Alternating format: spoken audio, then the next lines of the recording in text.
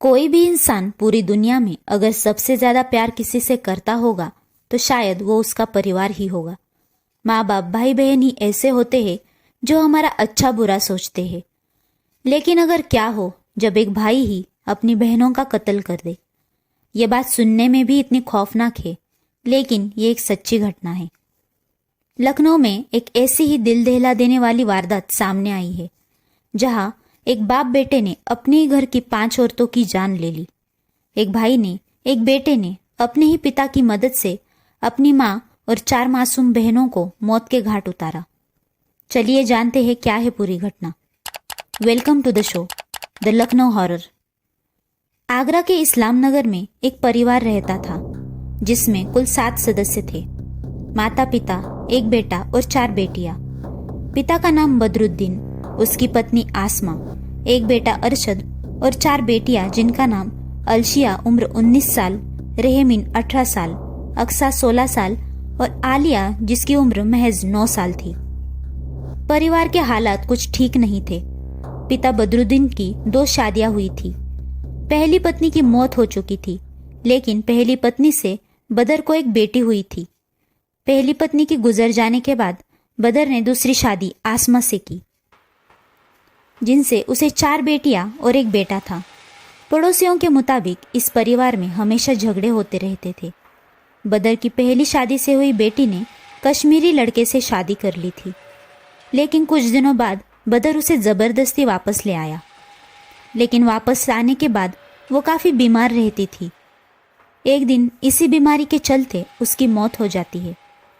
बदर ने उसे घर में ही दफनाने का फैसला लिया और घर के अंदर कब्र खोदने लगा। लेकिन पड़ोस में किसी ने ये बात देखी और मोहल्ले में खबर फैलाई। फिर भी ज्यादा कोई उनके घर नहीं गया।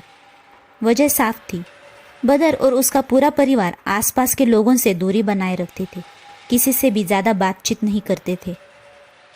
परिवार में बहुत ही ज्यादा कलेश था। बेटा अरशद सभी बहनों की पिटाई करता था।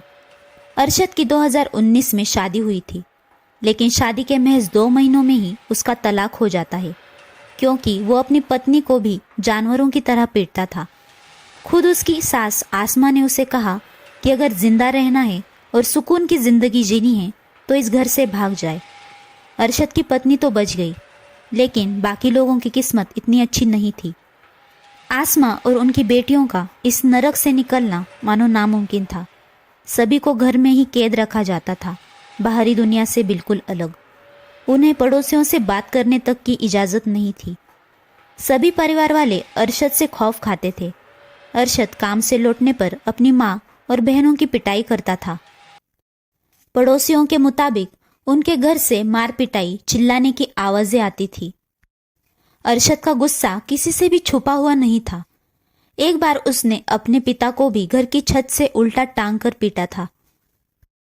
25 दिसंबर को अरशद अपने पूरे परिवार के साथ अजमेर के लिए निकलता है, लेकिन उसका मकसद कुछ और ही था। राजस्थान पहुंचकर जब वो जयपुर के एक होटल में रुके, तब भी अरशद ने अपने परिवार को मारने की कोशिश की, लेकिन उस वक्त बात नहीं बनी। लेकिन अरशद मौके की तलाश में था। जैसे ही वो लोग लखनऊ पहुंचे, अरशद ने अपने प्लान को अंजाम दिया। लखनऊ के चारबाग नाका इलाके के होटल शरणजीत के कमरा नंबर 109 में सभी परिवार वाले रुके। 31 दिसंबर की रात और 1 जनवरी की सुबह, जब सभी लोग नए साल का स्वागत कर रहे थे, अरशद ने अपने ही हाथों से अपना परिवार उजाड़ दिया। घर की 5 औरतों को खाने में कुछ नशीला पदार्थ मिलाकर सुलाया और एक एक कर सबकी जान ले ली। किसी के हाथ की नस काट दी तो किसी का गला घोट दिया। इस वारदात को अंजाम देते वक्त का एक वीडियो भी सामने आया है, जिसमें अरशद के पिता बदरुद्दीन अपने सबसे छोटी बेटी आलिया की जान लेते हुए दिखाई दे रहे थे। हत्या करने के बाद अरशद ने पिता को रेलवे स्टेशन पर छोड़ दिया और खुद पुलिस को कत्ल की जानकारी दी। सरेंडर करने से पहले अरशद ने खुद का एक वीडियो पोस्ट किया, जिसमें उसने इस हत्याकांड को अंजाम देने के पीछे की वजह बताई है और कबूल किया है कि उसने अपने हाथों से अपनी माँ और बहनों का खून किया है। अरशद ने वीडियो में बताया कि ऐसा कदम उठाने के लिए वो मजबूर था और इस सब की जिम्मेदार पूरी बस्ती है, जहां अरशद अपने परिवार के साथ रहता था। अरशद के मुताबिक बस्ती वाले उनसे उनका घर छीनना चाहते थे। पिछले 10-15 दिनों से उसका पूरा परिवार फुटपाथ पर सो रहे थे। बस्ती वाले उसके परिवार पर जुल्म करते थे, लेकिन कोई भी उनकी मदद नहीं कर रहा था। अरशद ने बताया कि वो धर्म परिवर्तन करके अपनी जमीन मंदिर के लिए देना चाहता था, लेकिन बस्ती वाले उनसे उनका घर भी छीनना चाहते थे। अरशद ने सीएम योगी आदित्यनाथ को ऐसे मुसलमानों को ना छोड़ने की गुजारिश की। अरशद ने कहा कि मुसलमान जमीनों पर कब्जा करते हैं, नकली नोटों के धंधे करते हैं। अरशद ने बस्ती में से कुछ लोगों का नाम भी लिया जो कि लड़कियां बेचते हैं, और बताया कि वही लोग अरशद की बहनों को भी बेचना चाहते थे, और इसी वजह से अरशद ने अपनी मां बहनों की जान ले ली।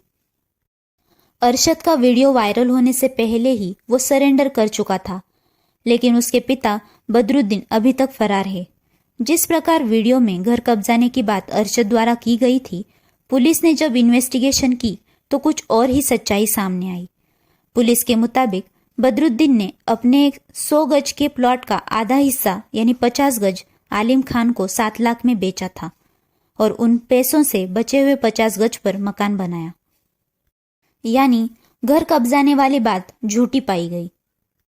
जांच करते समय 16 दिसंबर 2024 की एक घटना सामने आती है, जिसमें एक टेम्पो अरशद के दुकान में घुस जाता है। अरशद के मुताबिक ये जानबूझकर किया गया था, लेकिन पुलिस के मुताबिक अरशद के पड़ोसी आफताब के घर कुछ मेहमान आए थे और उनका टेम्पो कंट्रोल खोने की वजह से दुकान में चला गया।